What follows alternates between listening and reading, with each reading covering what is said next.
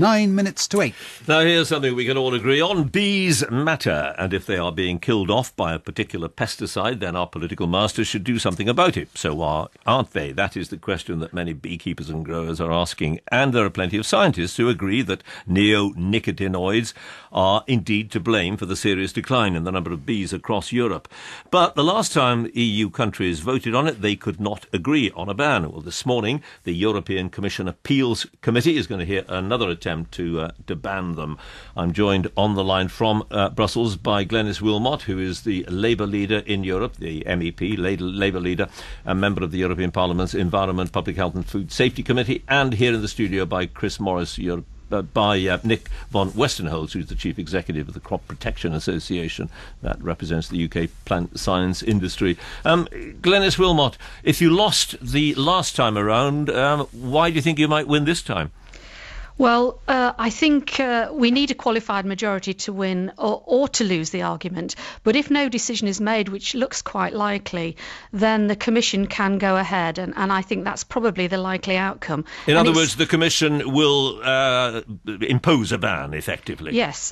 If there is no qualified majority, one way or the other, then the Commission will probably go ahead with the ban. And I think that's what most people will expect them to do, because if we don't take action, we're going to be in a serious situation. But you've not even managed to persuade the British government of that. They wouldn't vote for a ban.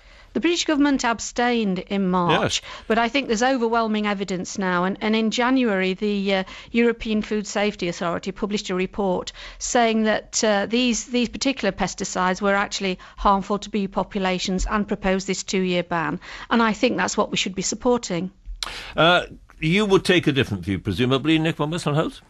Yes, I mean, it's been said that the evidence shows that these products cause harm to bees, but the evidence certainly doesn't when we're looking at harm out in the field, i.e. in real life. So when these insecticides are used actually on crops as they're intended to be used, there isn't any evidence suggesting that they cause harm. And but you don't dispute that there has been a very sharp, a very worrying decline in the number of bees. Really scary. There is evidence of a worrying decline in bees, and actually the farming industry and the crop protection industry are just as concerned about drops in bee numbers as anybody, because farming relies on pollinators such as bees. So it really wouldn't be in the interest of the industry to take forward a course of action that actually harm bees. But doesn't the drop in the number of bees coincide with the use of neonicotinoids? The drop in the number of bees is far more likely to be a result of a number of other factors. For example, but there is that coincidence that they happen to have arrived at the same time.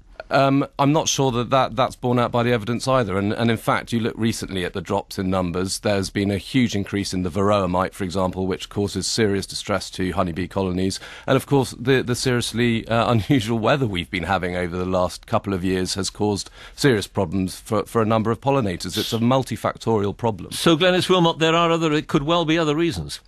But, that is the spokesperson for the industry, and they're bound to say that. And there may well be other reasons, but what do we do? Well, as he says, he does represent crop protection in general. I mean, the farmers and growers want to have bees as much as the rest of us do. Well, there's been a 30% drop since 2007, and we really can't just leave it to chance. We have to do something about this. This is a 2-year ban that's been proposed. 30 scientific studies in the last 3 years have shown that there's a harmful impact on the bee population from these pesticides. And, this would have a devastating impact if we don't act. So it's not a choice of just not doing anything. We have to act, or else the consequences will be even more severe. Surely it makes sense, Mr. von Westenholz, at least to have a 2-year ban, and then we could see what effect it had or did not have.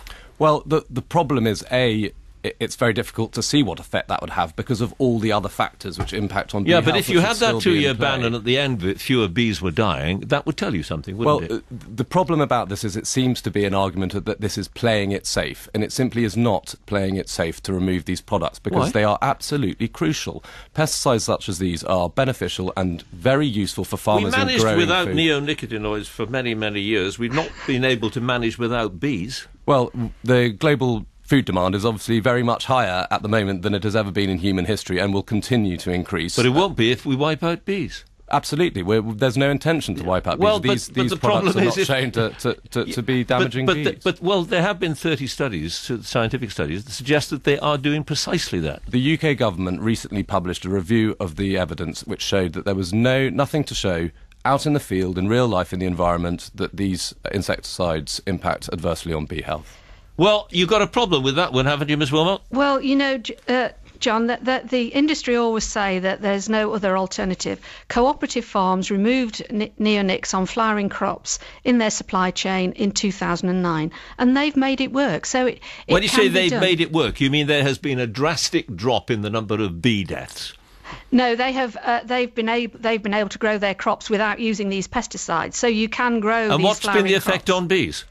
Well, obviously, the effect on bees, we won't see an effect on bees till we have a total ban, because obviously bees move from one crop to another. So it's very difficult to say that would affect bees. We have to have a total ban across the EU on these pesticides. And, you know, some EU countries already have a ban. So it's not as if farmers can't use other methods. That is ultimately, isn't it? Final quick point, Nick Van Wassenhost, that ultimately is the point, isn't it? Farmers can manage without this particular neonicotinoid. They did for years. Well, it'll cut away at their ability to produce crops, affordable and safe food at a reasonable price. It'll make it more expensive, and it'll reduce the areas of some certain crops being planted. All right, thanks very much indeed for that. Nick Van Wassenhost and Glenys Wilmot, who I'm told is in Derby and not in Brussels after all. Much nicer place altogether. Thank you very much, both of you. Controversial. 2 minutes